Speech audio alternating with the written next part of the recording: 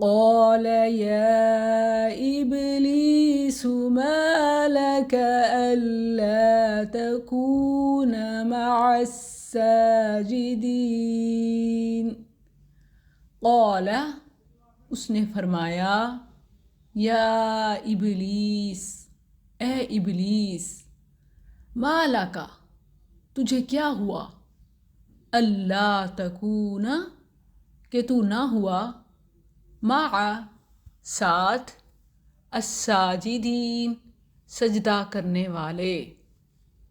فرمایا اے ابلیس تجھے کیا ہے کہ تو سجدہ کرنے والوں کے ساتھ نہیں ہوتا.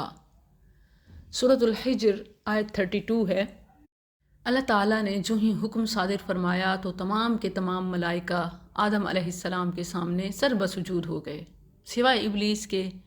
وہ اکڑا رہا اور اس نے سجدہ کرنے سے انکار کر دیا.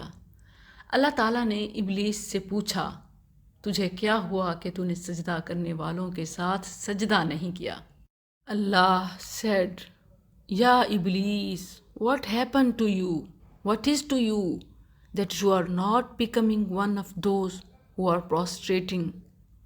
یہاں کے الفاظ دیکھیں تو یا ابلیس ما لکا اللہ تکون مع الساجدین، اور سورہ صاد آیت 75 میں مزید تفصیل کے ساتھ الفاظ ہیں یا ابلیس ما منعک ان تسجد لما خلقت بیدی استکبرت ام کنت من العالین. اے ابلیس تجھے کس چیز نے روکا کہ تو اس کے لیے سجدہ کرے جسے میں نے اپنے ہاتھوں سے بنایا؟ کیا تو بڑا بن گیا یا تھا ہی اونچے لوگوں میں سے؟ جس کا جواب پھر آگے کی آیات میں ہے.